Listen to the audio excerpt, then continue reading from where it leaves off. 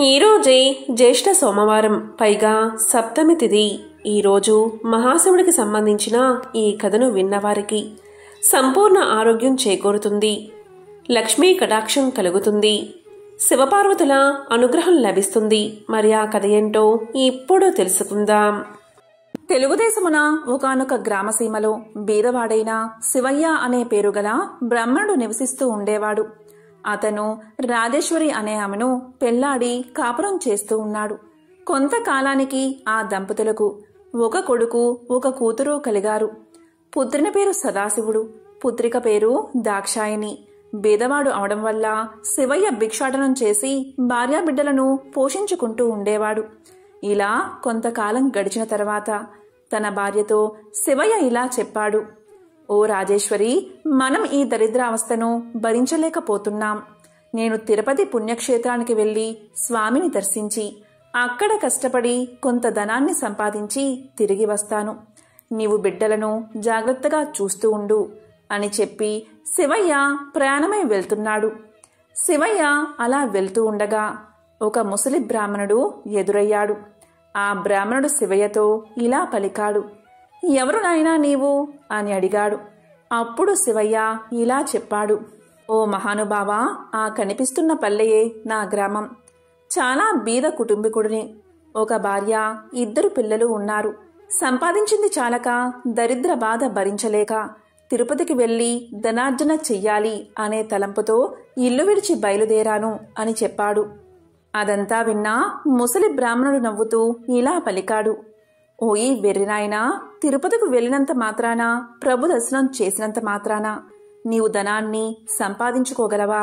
నీకు సకల ఐశ్వర్యాలు ఇచ్చే వ్రత కథ ఒకటి చెప్తాను, శ్రద్ధగా విను అని బ్రాహ్మణోత్తముడు చెప్పగా శివయ్య ఇలా పలికాడు: పుణ్యపురుష, అది ఏ దేవుని కదో ఆ చెట్టు నీడలో కూర్చుని వివరించు స్వామి అని వేడుకున్నాడు. అంతటా ఆ బ్రాహ్మణోత్తముడు శివదేవుని కథ చెప్పడం ప్రారంభించాడు. వంగదేశాన్ని పాలిస్తున్న సూరసేన మహారాజుకు గుణవంతురాలైన ఒక పుత్రిక ఉన్నది. ఆ బాలామణి పేరు సీమంతిని. సీమంతిని చిన్ననాటి నుండి శివదేవుని యందు అపారమైన భక్తి కలదై పూజలు చేస్తూ ఉండగా ఈ విషయం యాజ్ఞవల్క మహాముని భార్య అయిన మైత్రేయి తెలుసుకుని తానే స్వయంగా సీమంతినికి సోమవార వ్రత మహత్యాన్ని వివరించి చెప్పడానికి సూరసేన మహారాజు యొక్క పట్టణానికి బయలుదేరి వచ్చి వ్రత విధానాన్ని సీమంతినికి చెప్పి వెళ్లిపోయింది. ఆనాటి నుండి సీమంతిని సోమవార వ్రతాన్ని భక్తి శ్రద్ధలతో చేస్తూ సదాశివుణ్ణి పూజిస్తూ వ్రతకథ చదువుతూ దినదిన ప్రవర్ధమానమయ్యింది. ఇలా ఉండగా అంగదేశాన్ని ఇంద్రసేనుడు అనే మహారాజు పాలిస్తూ ఉండేవాడు. ఆ రాజుకు చంద్రాగదుడు అనే కొడుకు ఉన్నాడు. ఆ చిన్నవాడు సకల విద్యలు నేర్చుకుని పెళ్లియేడుకు వచ్చాడు. చంద్రాగదనకు వివాహం చెయ్యాలి అనే తలంపుతో ఇంద్రసేన మహారాజు తన కొలువులో ఉన్న మంత్రి, పురోహిత సామంతులతో యువరాజైన చంద్రాగదనకు ఎక్కడైనా తగిన చిన్నదాన్ని చూడమని చెప్పి వారిని దేశదేశాలకు పంపించాడు. వారు అనేక దేశాలు తిరిగి తిరిగి చివరకు వంగదేశ పరిపాలకుడైన సూరసేన మహారాజు పట్టణానికి చేరుకున్నారు. ఆ రాజుకు సీమంతిని అనే కుమార్తె ఉన్నదని పరిచారకుల వల్ల తెలుసుకుని రాజు దర్శనానికై ఆస్థానానికి చేరుకున్నారు. అంతటా సూరసేన మహారాజు మంత్రి, పురోహితులను గౌరవించి తమరు వచ్చిన పని ఏమిటి అని అడిగాడు. దానికి వారు ఇలా చెప్పారు: మహారాజా, మాది అంగదేశము. మా ఇంద్రసేన మహారాజు గారికి చంద్రాగదుడు అనే కుమారుడు ఉన్నాడు. అతనికి తగిన కన్య గురించి తిరుగుతూ తమ పుత్రికా రత్నమగు సీమంతినీదేవి గుణగణాలు తెలుసుకుని ఇక్కడకు వచ్చాము. ఇదిగో మా యువరాజు చిత్రపటము అని చూపించారు. రాజు ఆ చిత్రపటాన్ని కుమార్తెకు చూపించి ఆమె సమ్మతికి సంతోషించి కళ్యాణ ముహూర్తం నిశ్చయించి మహావైభవంగా వివాహం చేశాడు. వివాహమైన కొంతకాలానికి ఒక రోజున చంద్రాగదుడు తన వినోదపు చెలికాండ్రతో యమునా నదీ తీరమున నావపై షికారు చేస్తున్న సమయంలో దురదృష్టవశాత్తు ఆ నావ నీటిలో మునిగిపోయింది. చంద్రాగదుడు తప్ప మిగిలినవారు చనిపోయారు. చంద్రాగదుణ్ణి నాగకన్యులు పట్టుకుని తమ రాజైన తక్షకుని వద్దకు తీసుకుపోయారు. అప్పుడు తక్షకుడు చంద్రాగదుని చూసి ఇతను ఎవరు, ఇక్కడకు ఎందుకు తీసుకువచ్చారు అని అడగగా నాగకన్యలు ఇలా చెప్పారు. మాకు తెలియదు మహారాజా, నీటి ప్రవాహంలో కొట్టుకుని పోతూ ఉండగా మాకు చిక్కడం వల్ల తమ దగ్గరకు తీసుకువచ్చాము అని సమాధానం చెప్పారు. దానితో తక్షకుడు దివ్య దృష్టి వల్ల చంద్రాగదుని వృత్తాంతం తెలుసుకుని, ఇతడు సామాన్యుడు కాడు, ఇతని ధర్మపత్ని సీమంతిని దేవి శివుణ్ణి ఆరాధిస్తూ సోమవార వ్రత ప్రభావం కల మహాపతివ్రత, అందువల్లే ఇతడు నీటిలో పడిపోయినా ప్రాణాలు విడవక మీకు చిక్కడం వల్ల అతనికి ఏ విధమైన అపాయమూ కలగలేదు అని నాగకన్యలకు చెప్పాడు. ఈ సంభాషణంతా వింటున్న చంద్రాగదుడు భయపడుతూ దిక్కులు చూడసాగాడు. అంత తక్షకుడు చంద్రాగదుని వీపు చరిచి ధైర్యం కలగజేసి తన దగ్గర ఉన్న విలువైన మణులు ఇచ్చి ఆ మణుల యొక్క ప్రభావం కూడా తెలియచేసి భూలోకానికి సాగనంపాడు. అక్కడ సీమంతిని తన భర్త జాడ తెలియనందున నామ ప్రమాదంలో చెలికాండ్రతో పాటు తన భర్త కూడా మరణించి ఉంటాడని తలపోసి పరిపరి విధాలా విచారిస్తూ ఇలా బాధపడింది. ఓ శివదేవా, తల్లి పార్వతి, నేను విడవకుండా ఆచరిస్తున్న సోమవార వ్రతం యొక్క ఫలితం ఇదేనా అని దుఃఖిస్తూ కనులు మూసుకునగా అప్పుడు స్వప్నంలో జగజ్జనని ఇలా పలికింది. అమ్మాయి, నీ భర్తకు ఏమీ భయం లేదు, విచారించకు, సజీవుడై ఉన్నాడు, త్వరలో నీ దగ్గరకు చేరుకుంటాడు అని చెప్పి అమ్మవారు అంతర్ధానమయ్యింది. అంతలో సీమంతిని మేల్కొని స్వప్నంలో దేవి చెప్పిన వాక్యాలు వృధా కావని మనస్సులో ధైర్యం చేసుకుని యథాప్రకారంగా సోమవార వ్రతాన్ని చేస్తూ ఉండగా దివ్య ప్రభావం కల మణులతో చంద్రాగదుడు తన దేశానికి తిరిగి వచ్చాడు. ఇంద్రసేన మహారాజు కొడుకు రాకకు సంతోషించి జరిగిందంతా తెలుసుకుని తన కుమారుడు సజీవుడుగా ఉన్నాడని మహిమగల మల్లతో తిరిగి వచ్చాడు అని ఆ శుభవార్తను సూరసేన మహారాజుకు కబురంపి శుభముహూర్తాన సీమంతిని దేవికి చంద్రాగదునకు వైభవోపేతంగా పట్టాభిషేకం చేశాడు. సీమంతిని దేవి చంద్రాగదులు తమ దేశ ప్రజలకు సోమవార వ్రత ప్రభావం గురించి, శివదేవుని మహిమల గురించి బోధిస్తూ ధర్మ మార్గంలో రాజ్యపాలన చేస్తూ ఉన్నారు. సీమంతిని దేవి తన సోమవార వ్రత మహిమ వల్లే ఐదోతనం కాపాడుకోగలిగినదని ప్రజలంతా భావించి తాము కూడా సోమవార వ్రతం చేసి సకల సంపదలతో సుఖంగా ఉన్నారు అని ముసలి బ్రాహ్మణుడు శివయ్యతో చెప్పి ఇంకా ఇలా పలికాడు. శివయ్య, నీవు కూడా ఈ వ్రతాన్ని చెయ్యి, నీకు సకల ఐశ్వర్యాలు కలుగుతాయి అని పలకగానే శివయ్య ఎంతో ఆనందం చెంది ఇలా అన్నాడు. ఓ మహాపురుష, ఈ వ్రతాన్ని ఎలా ఆచరించాలి నాకు తెలియచేయండి అని కోరాడు. అందుకు బ్రాహ్మణుడు ఈ విధంగా చెప్పసాగాడు.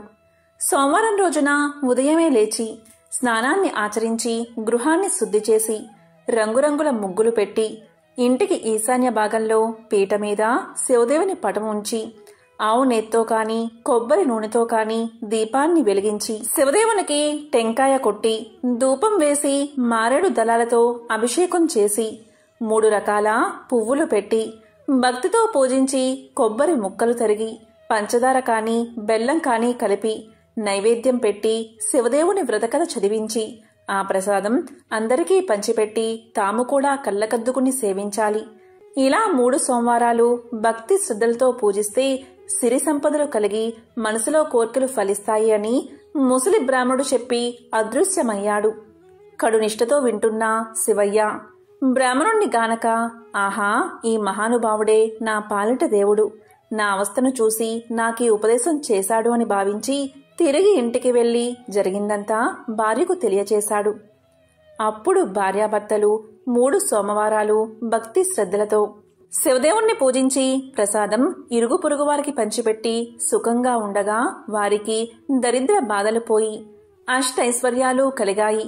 కొన్నాళ్లకు ధన గర్వంచే వ్రతం చేయడం మానేశారు. వెంటనే శివదేవుడికి కోపం వచ్చి వీరి గర్వం అణచాలి అని మళ్లీ దరిద్రులుగా చేశాడు. దరిద్ర దశలో ఉన్న శివయ్య మరలా యథాప్రకారంగా భిక్షాటనకు ఒక గ్రామానికి వెళ్లి యాచించగా, ఈవేళ మేము శివదేవుని పూజ సోమవార వ్రతము చేసుకుంటున్నాము, ఇప్పుడు భిక్ష వేయడానికి వీలు లేదు అన్నారు. అయ్యో, సోమవార వ్రతాన్ని మర్చిపోయినందునే మాకీ గతి పట్టింది. చాలా అపచారం చేశాము అనుకుంటూ ఇంటికి వెళ్లి ఈ సంగతి భార్యకు జ్ఞాపకం చేశాడు. ఆమె భర్త మాటలు లెక్క చేయగా మొండిగా మాట్లాడినది. ఇక గత్యంతరం లేక శివయ్య పిల్లలతో నదిలో స్నానం చేసి వచ్చి శివదేవుణ్ణి పూజించి కథ చెప్పుకోవడానికి భార్యను వినడానికి రమ్మని పిలిచాడు. తాను కథ కూడా వినను అని ఆమె చెప్పగాని ఆమె నేత్రాలు కనిపించకుండా పోయాయి. అప్పుడు భర్త అయిన శివయ్య ఇలా పలికాడు. ఓసి పిచ్చిదానా, శివదేవుని పూజ మానావు, కథ కూడా విన్నన్నావు.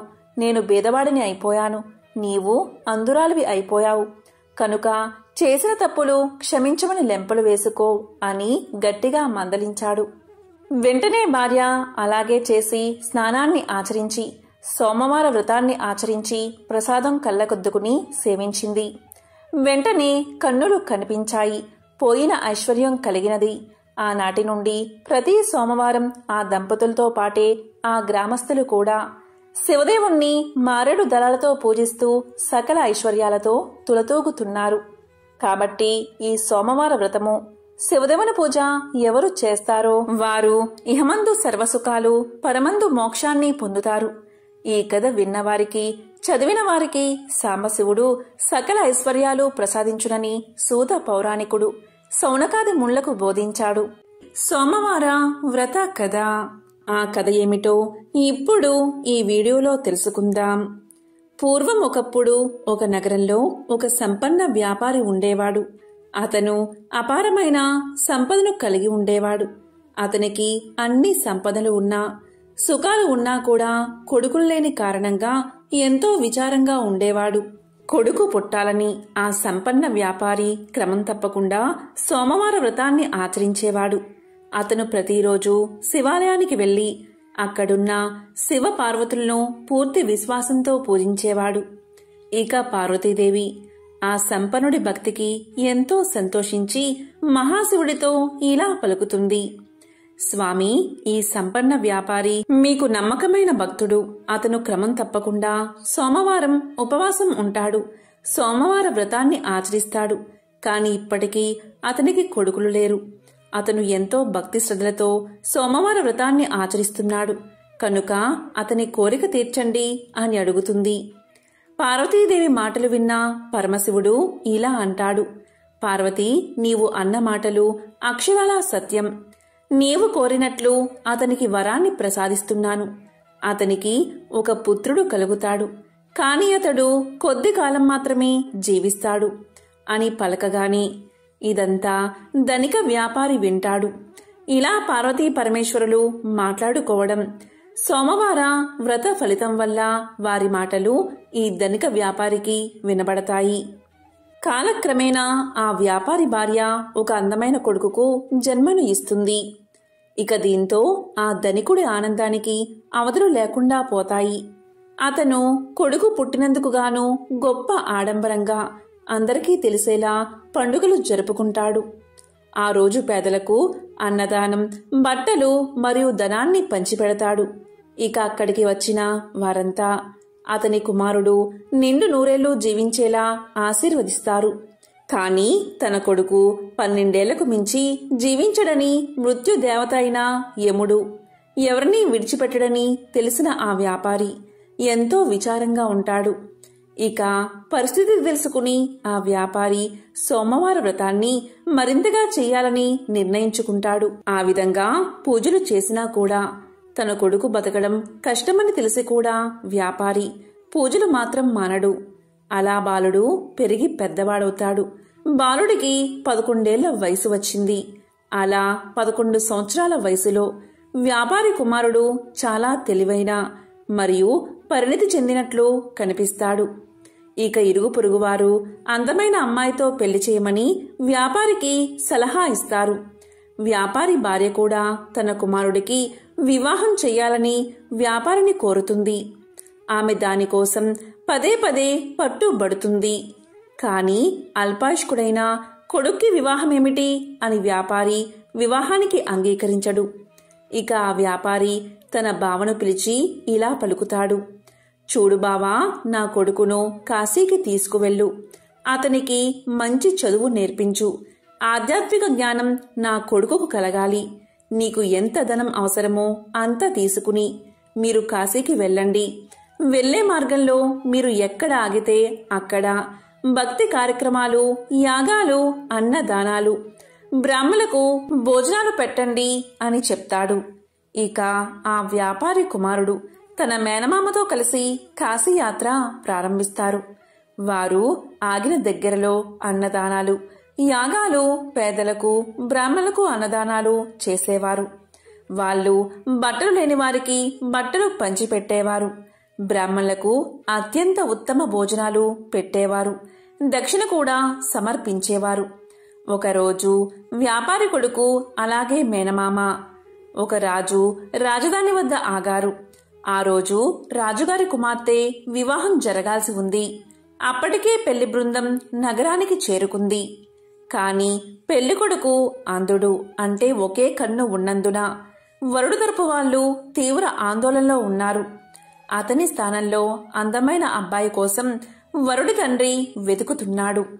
తన మేనమామతో కలిసి బస చేస్తున్న వ్యాపారి కుమారుణ్ణి వరుడి తండ్రి మనుషులు గుర్తించారు. పెళ్లికొడుకు తండ్రి ధనవంతుడు. అతను బాలుడు మేనమామతో ఇలా పలికాడు: నా ప్రతిష్ట ప్రమాదంలో పడింది. నా ఒంటి కన్ను కొడుకు స్థానంలో అందమైన పెళ్లికొడుకు నాకు కావాలి. మీవాడు రాజకుమార్తెను తాత్కాలిక వివాహం చేసుకోవాలి. దీనికి అంగీకరిస్తే నేను తగినంత ధనాన్ని మీకు ఇస్తాను. వివాహ వేడుక ముగిసిన వెంటనే మీ దారిన మీరు వెళ్లిపోవాలి అని పలికాడు. ఇక మేనమామ తాత్కాలిక వివాహానికి అంగీకరించాడు. అలాగే తన మేనల్లుణ్ణి ఒప్పించాడు. పెళ్లి ఊరేగింపులో తలపై కవాతుతో అందమైన వరుణ్ణి చూసిన వధువు తరపు వాళ్ళు ఎంతో గొప్పగా చెప్పుకున్నారు. వ్యాపారి కుమారుడు మరియు రాజకుమార్తె అగ్నిగుండం చుట్టూ తిరిగి వివాహం చేసుకున్నారు. వారు బయలుదేరే సమయంలో వ్యాపారి కొడుకు తన వధువు కండువాను తీసుకుని దానిపై ఇలా రాశాడు: ఇప్పుడు మనం భార్యాభర్తలం. నేను రాజు కొడుకును కాదు. నేను ఒక ధనిక వ్యాపారి కొడుకుని. నేను ఆధ్యాత్మిక విద్య కోసం కాశీకి వెళ్తున్నాను. నీ నిజమైన వరుడు గుడ్డివాడు. అతనికి ఒక కన్ను లేదు అని రాశాడు. కండువాపై ఏదో సందేశం రాయడం రాజకుమార్తె గమనించింది. కాని ఆ సమయంలో ఆమె దాన్ని చదవలేకపోయింది. పెళ్లి బృందం బయలుదేరబోతున్నప్పుడు వధువు ఆ సందేశాన్ని చదివింది. అసలు విషయం తెలిసి కంగు తిన్నది. అప్పటికే ఆ వ్యాపారి కొడుకు వెళ్లిపోయాడు. ఒంటి కన్ను పెళ్లి కొడుకుతో పాటు వెళ్లేందుకు రాజకుమార్తె నిరాకరించింది. ఇక పెళ్లి బృందం వధువు లేకుండానే తిరిగి తమ రాజ్యానికి వెళ్లిపోయింది. ఇక వ్యాపారి కొడుకు కాశీకి చేరుకుని ఆధ్యాత్మిక అధ్యయనానికి పూర్తిగా అంకితమయ్యాడు. అతని మేనమామ శివుడి పేరు మీద భక్తి కార్యక్రమాలు ఏర్పాటు చేసి తన సోదరి కుమారుడి శ్రేయస్సు కోసం ప్రతిరోజు విరాళాలు ఇచ్చేవాడు. ఇలా ఉండగా అతనికి 12 ఏళ్లు వచ్చాయి. 12వ సంవత్సరం చివరి రోజున వ్యాపారి కుమారుడికి ఛాతిలో నొప్పి పుట్టింది. అతని మేనమామ అతని దినచర్య ప్రకారం దానాలు, విరాళాలు ఇచ్చి గదిలోకి వెళ్లి చూడగా బాలుడు శవమై కనిపించాడు. అది చూసి మేనమామ శోకంతో ఏడ్చాడు. కాని బ్రాహ్మణులు శవ ఇంట్లో భోజనం చెయ్యరు కాబట్టి తాను బయటపడితే అన్నదానం వృధా అవుతుందని మౌనంగా ఉండి అన్నదానాన్ని జరిపించాడు. ఇక అన్నదానం అయిపోయాక అందరూ వెళ్లిపోయాక బిగ్గరగా ఏడవడం మొదలుపెట్టాడు. చాలామంది ఆయన చుట్టూ చేరారు. అదృష్టం కొద్దీ శివుడు, పార్వతీదేవి కూడా ఆ ఇంటి బయటగా వెళ్తున్నారు. ఆ రోద విని పార్వతి యొక్క మనసు కరిగిపోయింది. ఆమె శివుడితో ఇలా పలుకుతుంది: స్వామి, యముణ్ణి ఆ బాలుడి ప్రాణాలు తిరిగి ఇవ్వమని అడగండి. యముడు ఎప్పుడూ మీ ఆజ్ఞపైనే నడుస్తాడు కదా. దయచేసి ఆ బాలుణ్ణి రక్షించండి. మీరు సమస్త ప్రాణులకు రక్షకుడు అని పార్వతీదేవి వేడుకుంది. పార్వతీదేవి మాటలు విన్న శివుడు తన కుటుంబానికి తన పట్ల ఉన్న భక్తి కారణంగా ఆ బాలుణ్ణి బతికించడానికి అంగీకరిస్తాడు. అలా మహాశివుడు పవిత్ర గంగానదిలో ప్రవహించే నీటిని చేతిలోకి తీసుకుని మృతదేహంపై చల్లుతాడు. అలా గంగానది యొక్క నీళ్లు చల్లగానే ఆ బాలుడు నిద్రలోంచి లేచినట్లుగా లేచి కూర్చుంటాడు. దీంతో మేనమామ ఎంతో సంతోషిస్తాడు. ఇక ధనికుని కుమారుడు ఆధ్యాత్మిక విద్య ముగిశాక ఇంటికి తిరుగు ప్రయాణం కడతాడు. అలా మేనమామ మేళంలో కలిసి తిరుగు ప్రయాణంలో మళ్లీ ఆగిన దగ్గరల్లా అన్నదానాలు, వస్త్రదానాలు, యాగాలు చేస్తారు. అలా వారు అబ్బాయి వివాహం చేసుకున్న నగరానికి చేరుకుంటారు. ఇక ఆ దేశపు రాజు యువరాణి వెంటనే ఆ బాలుణ్ణి గుర్తిస్తారు. ఇక రాజు ఆ బాలుణ్ణి తన రాజ్యానికి తీసుకుపోయి ఒక శుభదినాన తన కుమార్తెను అతని వెంట పంపిస్తాడు. ఎంతో ధనాన్ని కూడా ఇస్తాడు. ఇక వ్యాపారి కుమారుడు తన వధువుతో సహా తన నగరానికి చేరుకుంటాడు.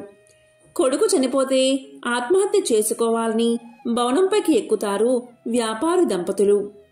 తర్వాత తల్లిదండ్రులు జరిగిందంతా తన కుమారుడి ద్వారా తెలుసుకుని తన కుమారుణ్ణి బతికించినందుకు మహాశివుణ్ణి పరిపరి విధాలా స్తుతిస్తారు.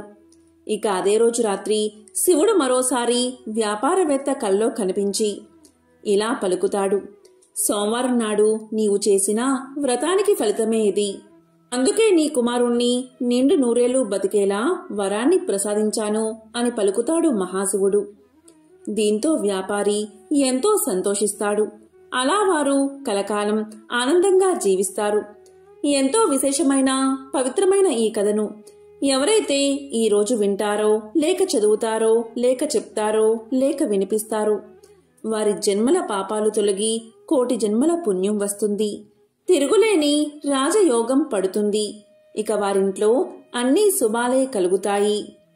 మహాశివుడి విశేషతను తెలిపే మరొక కథను ఇప్పుడు తెలుసుకుందాం.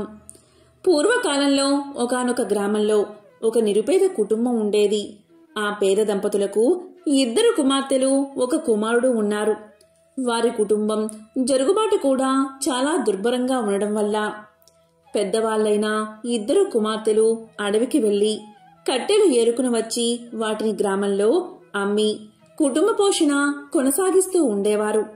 ఇలా కాలం గడుస్తూ ఉండగా ఒకనాడు ఆ అక్కా చెల్లెళ్ళు పుల్లలు ఏరుకుని గ్రామానికి వస్తూ ఉండగా పొలిమేరలోని ఒక ఇంట్లో ఏదో పూజ చేయడం చూసి ప్రసాదం తెచ్చుకోవాలని అక్కడకు వెళ్తారు.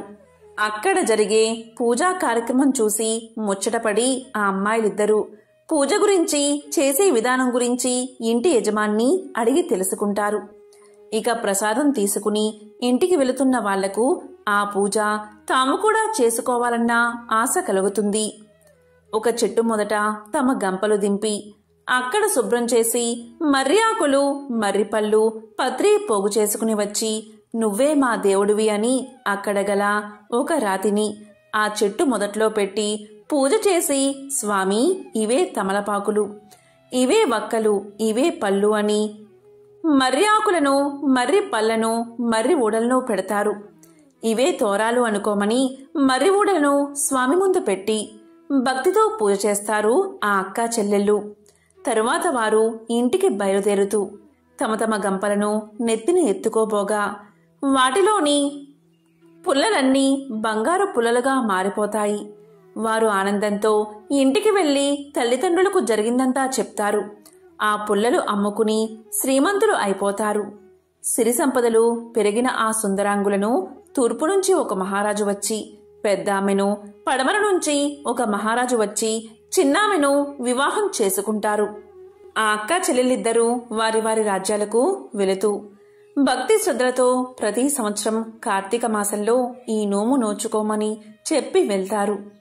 వారిద్దరూ ఆ ప్రకారం తమ రాజ్యాలలో నోము నోచుకుంటూ కాలం గడుపుతూ ఉంటారు. ఇక కుమారుడు పెరిగి పెద్దవాడవుతాడు. ఇక తల్లి కార్తీక నోమును భారీగా చెయ్యాలని సంకల్పం చేసుకుంటుంది. ఇక పాత తోరాలు తీసి పెరట్లో కాకరపాదు మీద విసిరేస్తుంది. వాటి స్థానంలో బంగారు తోరణాలు చేస్తుంది. నవకాయ పిండి వంటలతో గారెలు, బూరెలు వీటితో భోజనాలు ఏర్పాటు చేస్తుంది. ఇక గ్రామస్తులంతా తల్లి కొడుకులను ఎంతగానో ప్రశంసిస్తారు. ఇక తోరాన్ని ఎప్పుడైతే ఆమె కాకర పాదు మీద విసిరేసిందో అప్పట్నుంచి ఆ మహాశివుడి కరుణ మందగిస్తుంది.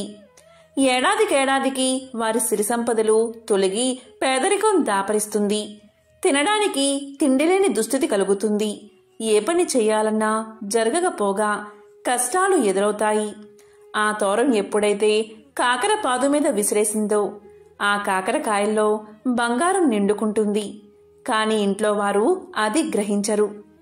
ఒకసారి తల్లి పెరట్లో ఇరగకాసిన కాకరపాదును చూసి కొన్ని కాయలు కోసి కొడుకు ఇచ్చి అంగడికి వెళ్లి చారెడు నూకలు, పప్పు, ఉప్పు తీసుకురమ్మని పంపిస్తుంది. కొడుకు అవి తీసుకువెళ్లి షావుకారి అంగడి ముందు నిల్చుంటాడు. ఎంతసేపటికి ఆ షావుకారు కొడుకుని చూడడు. తరువాత షావుకారు అతన్ని చూసి ఏమిటి తీసుకొచ్చావు అని ప్రశ్నిస్తాడు. దానికి కొడుకు ఇలా పలుకుతాడు, అయ్యా, ఈ కాకరకాయలు తీసుకుని బియ్యం ఇప్పించండి. మీ పేరు చెప్పుకుని ఈ పూటకు ఇంత గంజి తాగుతాము అని పలుకుతాడు. దానికి షావుకారు ఇలా అంటాడు, అలానా, మీకు దారపోయడానికి మాకు ఊరికే వచ్చినా సిరి సంపదలు ఏమీ లేవు, వెళ్ళిపో అని కసురుకుంటాడు. కాని ఆ బాలుడు బతిమాలడగాని ఇక ఇతను వదిలేలా లేడు అని దోసెడు బియ్యం, పప్పు ఇప్పించి పంపిస్తాడు షావుకారు. ఆ పూటకు వారు ఆకలి తీర్చుకుని మరుసటి రోజు మరికొన్ని కాయలు కోసి మరో అంగడికి వెళ్లి అమ్ముకుని రమ్మని పంపిస్తుంది తల్లి. దాంతో కొడుకు ఆ కాకరకాయలు పట్టుకుని అంగడి వీధికి వెళ్తున్నప్పుడు షావుకారు అతన్ని ఆపి, ఏమి కావాలంటే అవి ఇస్తాను, రోజూ కాకరకాయలను నాకే ఇవ్వాలని చెప్పి బియ్యం ఇచ్చి పంపిస్తాడు. ఆ షావుకారుకు ఎందుకు అలా దయ కలిగింది అంటే, ముందు రోజు తాను తీసుకున్న కాకరకాయలు కూర చేసే నిమిత్తం వాటిని కొయ్యగాని వాటిల్లో నుండి బంగారు ముద్దలు రాలిపడతాయి. ఆ కాకరకాయలు మరెవరికీ దక్కకూడదని ఆ షావుకారు ఎంత ఇవ్వడానికైనా సిద్ధపడతాడు. అలా రోజూ కుర్రవాడి దగ్గర కాకరకాయలు కొంటూ ఉండేవాడు షావుకారు. ఇలా ఉండగా కొన్ని రోజులకు ఆ చెట్టుకున్న కాకరకాయలు అయిపోయాయి. ఆ షావుకారు చిల్లిగవ్వ కూడా ఇవ్వడం మానేశాడు. ఇక చేసేది లేక తల్లి తన కుమారుణ్ణి ప్రయాణం చేసి తూర్పున ఉన్న పెద్ద అక్క దగ్గరకు పంపుతుంది. మన కష్టసుఖాలు ఆమెకు చెప్పి ఏమైనా సహాయాన్ని అడగమంటుంది. దాంతో కొడుకు అక్కగారింటికి చేరుకుని నౌకర్లు లోపలికి వెళ్లనివ్వకపోతే అక్కడే ఉండగా తల ఆరబోసుకోవడానికి మేడ మీదకు వచ్చిన అక్కగారు తమ్ముణ్ణి చూసి లోపలికి తీసుకువెళ్తుంది. అక్కగారికి ఇంటి పరిస్థితులన్నీ తెలియజేస్తాడు తమ్ముడు. దాంతో అక్కగారు ఒక గుమ్మడికాయను తొలిపించి అందులో వరహాలు పోసి తమ్ముడి చేతికి ఇచ్చి దానిని అమ్మకు ఇవ్వవలసిందిగా చెప్పి పంపుతుంది. అలా తిరిగి వస్తూ తమ్ముడు అక్కగారి ఇచ్చిన సద్ది తినాలని ఆ గుమ్మడికాయను నేల మీద పెట్టి చద్దన్నం తింటూ ఉంటాడు. అంతలో ఎక్కడ్నుంచో ఒక పెద్ద గద్దె వచ్చి ఆ గుమ్మడికాయను తన్నుకుపోతుంది.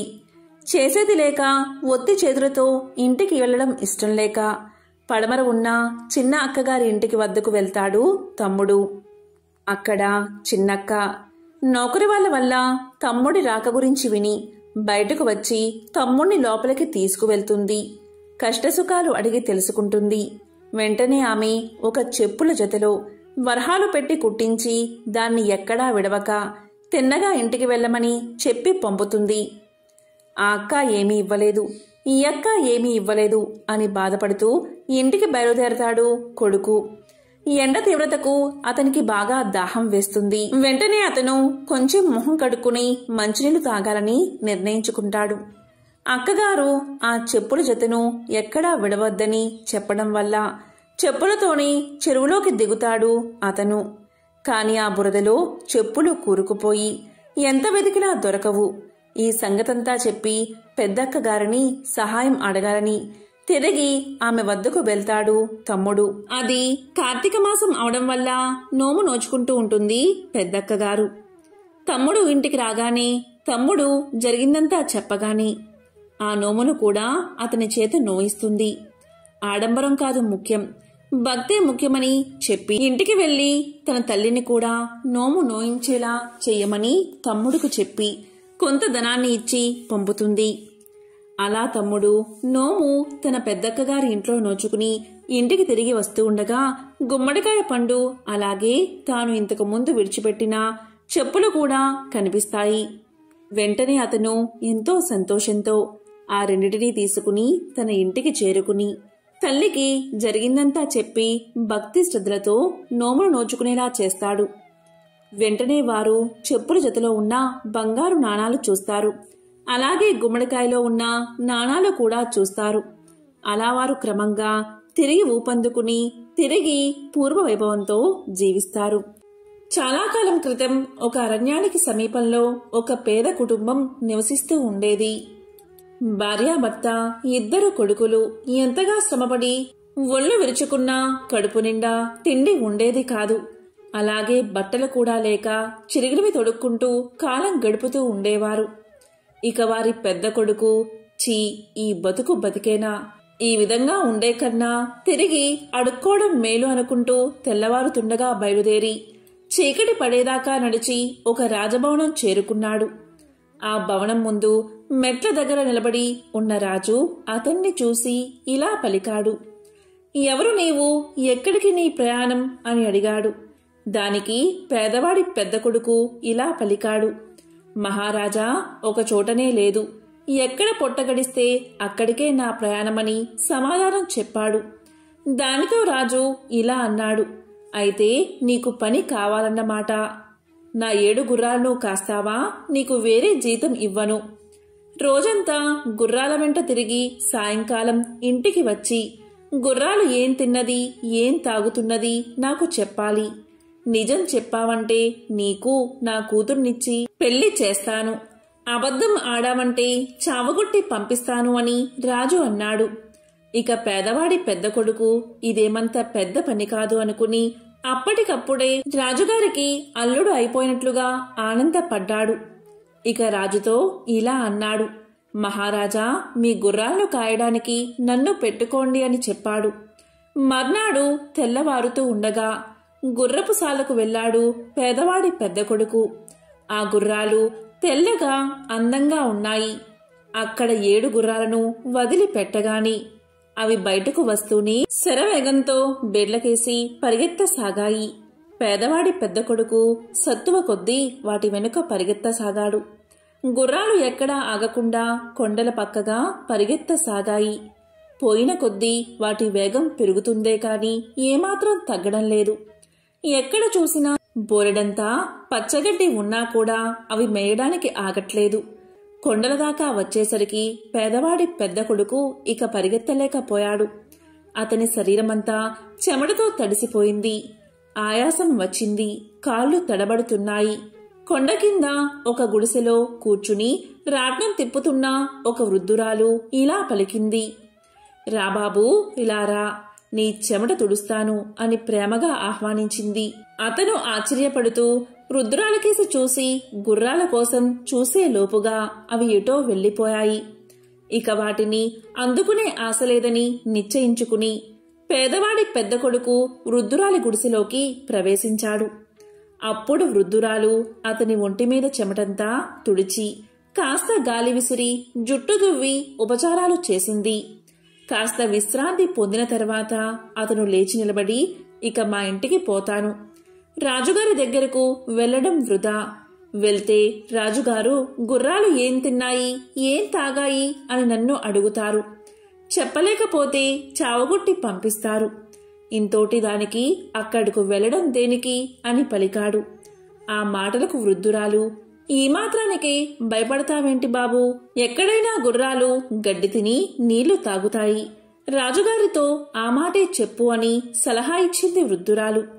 ఇక సాయంకాలం అయ్యాక గుర్రాలు తిరిగి వచ్చేదాకా పేదవాడి పెద్ద కొడుకు వృద్ధురాలి గుడిసెలోనే ఉండి వాటి వెనకాలే రాజభవనానికి చేరుకున్నాడు.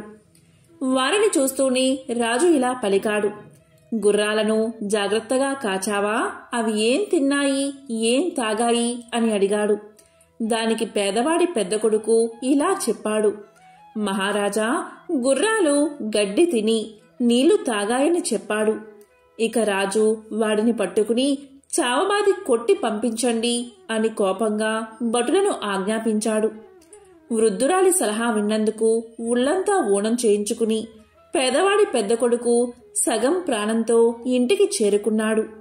ఇక పెద్ద కొడుకు తిరిగి రాగానే చిన్న కొడుకు తన పొట్ట తాను పోసుకుంటానని ఇంటి నుంచి బయలుదేరాడు. అతను కూడా ఒక రోజంతా నడిచి చీకటి పడే వేళకు రాజభవనం చేరుకున్నాడు. రాజు తన గుర్రాలు కాయమని, అవి ఏం తిన్నాయో ఏం తాగాయో చెప్పమని, నిజం చెప్తే తన కూతుర్నిచ్చి పెళ్లి చేస్తానని, అబద్ధం చెప్తే చావగొట్టి పంపిస్తానని చెప్పాడు. అందుకు పేదవాడి చిన్న కొడుకు కూడా సిద్ధపడ్డాడు. మర్నాడు తెల్లవారుతూ ఉండగానే గుర్రాలను వదిలారు. అవి పరిగెత్తసాగాయి. చిన్నవాడు వాటికంటే ముందే పరిగెత్తుతూ, రండి, నాతో కలిసి పరిగెత్తండి అని వాటిని ఆహ్వానించాడు. గుర్రాలు కొండ ప్రాంతానికి చేరేసరికి చిన్నవాడు పరిగెత్తుతూనే ఉన్నాడు. అతనికి పరిగెత్తడం వల్ల చెమటలు కారుతున్నాయి. కాని పరుగు మాత్రం మానలేదు. ఇంతలో గుడిసెలో ఉన్న వృద్ధురాలు, రా బాబూ రా, చెమట తుడుస్తాను అని ఆహ్వానించింది. దానికి చిన్నవాడు, నేను నీకు చిక్కితేనే కదా అని అంటూ గుర్రాలతో సమానంగా పరిగెత్తసాగాడు. కాని గుర్రాలు ఇక అతన్ని దాటిపోయేటట్లు కనిపించాయి. దీంతో చిన్నవాడు అన్నిటికన్నా వెనుక ఉన్న గుర్రం జూలు పట్టుకుని ఎగురుతూ దానిమీద కూర్చుని ఉన్నాడు. ఆ గుర్రాలు చాలా దూరం పరిగెత్తి ఒక దట్టమైన అరణ్యం మధ్య ఉన్న ఒక దేవాలయ ప్రాకారం వద్దకు వెళ్లి నిల్చున్నాయి. అదే వాటి గమ్యస్థానమని గ్రహించిన చిన్నవాడు తాను ఎక్కిన గుర్రం నుండి కిందకు దిగి ఆలయ ప్రాంగణం వైపు నడిచాడు. గుర్రాలు ఒక్కొక్కటిగా ఆలయ ప్రాంగణంలోకి అడుగు పెట్టగానే అందమైన యువకులుగా మారిపోయాయి. ఈ వింత పరివర్తన చూస్తూనే చిన్నవాడు ఆశ్చర్యపోయాడు. ఆ యువకుల్లో ఒకడు పేదవారి చిన్న కొడుకును దగ్గరకు పిలిచి తమ విషయం ఇలా చెప్పాడు. మేము 7 రాజుగారి కొడుకులం. మా నాన్న నీకిచ్చి పెళ్లి చేస్తానన్నది మా చెల్లెల్నే. దారిలో నిన్ను పిలిచిన ముసలిది మంత్రగత్తె. తన మంత్రశక్తితో మమ్మల్ని ఇలా మాయ చేసింది. దాని మంత్రం ఈ ఆలయ ఆవరణలో అస్సలు పనిచేయదు. అందుచేత పగలు సాధ్యమైనంతసేపు మనుషులుగా ఉంటాం. మనుషులు తినే తిండే తింటాం. మనుషులు తాగే పానీయాలే తాగుతాం. మేమేమి తింటామో ఏమి తాగుతామో నువ్వే చూస్తావు కనుక ఆ సంగతి మా నాన్నకు చెప్పు. అలా చెప్పగానే ఆయన మా చెల్లెల్ని నీకిచ్చి వివాహం చేస్తాడు. ఆ తరువాత నీ వల్ల మాకు ఒక ఉపకారం కావాలి. ఈ గుడి గర్భగుడిలో ఒక కత్తి ఉంది. అది మంత్రపూరితమైన కత్తి. నీవు దాన్ని తీసుకుని మాతో పాటు ఇంటికి వచ్చి రాత్రి మేము గురుపుశాలలో కట్టి ఉన్నప్పుడు ఆ కత్తితో మా తలలు నరికేయి. దాంతో మాకు ఈ గుర్రాల రూపం పోయి మనిషి రూపం శాశ్వతంగా వచ్చేస్తుంది. ఈ మాటలు చెప్పి పెద్ద రాజకుమారుడు పేదవాడి చిన్న కొడుకును గర్భగుడిలోకి తీసుకుపోయి ఒక మూల ఆనించి ఉన్న కత్తిని చూపించాడు. చిన్నవాడు దానిని 2 చేతులా పట్టుకుని తేలికగా ఎత్తలేకపోయాడు. అది చాలా బరువుగా ఉంది. ఇక రాజుగారి పెద్ద కొడుకు పేదవాడి చిన్న కొడుకుతో ఇలా పలికాడు.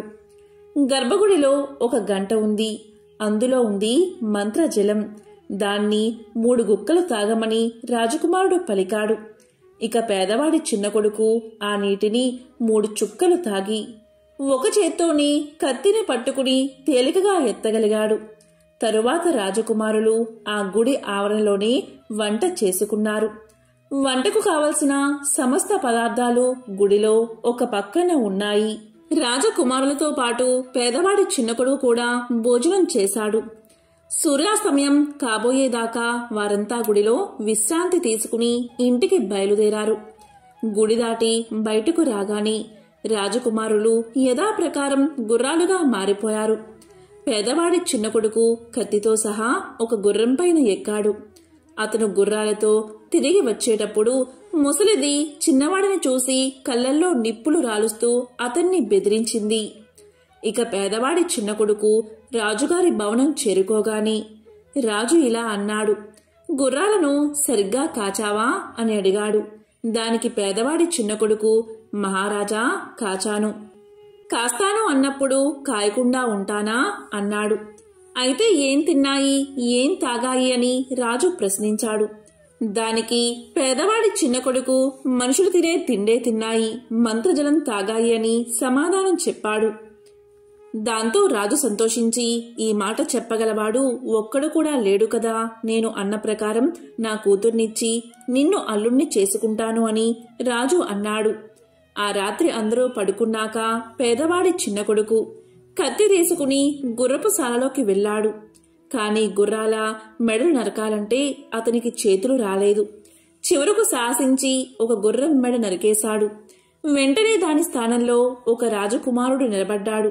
ఆ తరువాత అతను ధైర్యంగా అన్ని గుర్రాల మెడలు నరికేశాడు. దీంతో 7 రాజకుమారులు మంత్ర విముక్తిని పొందారు.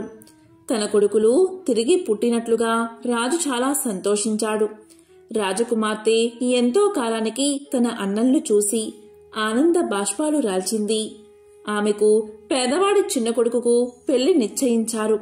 చిన్నవాడు తన తల్లిదండ్రులను అన్నను పిలిపించి వారిని కూడా రాజభవనంలో ఉంచాడు. పెళ్లి చాలా వైభవంగా జరిగింది. అటు తర్వాత అందరూ కూడా ఎంతో సుఖంగా జీవించారు. ఎంతో పవిత్రమైన విశేషమైన ఈ రోజు ఈ కథలను విన్నా, చదివినా, చెప్పినా, వినిపించినా జన్మల పాపాలు తొలగి కోటి జన్మల పుణ్యం వస్తుంది. సకల శుభాలు కలుగుతాయి. ఓం నమః శివాయ. ఓం నమో నారాయణాయ. ఓం శ్రీ మాత్రే నమః. ఓం శ్రీ మహాలక్ష్మీ నమో నమః.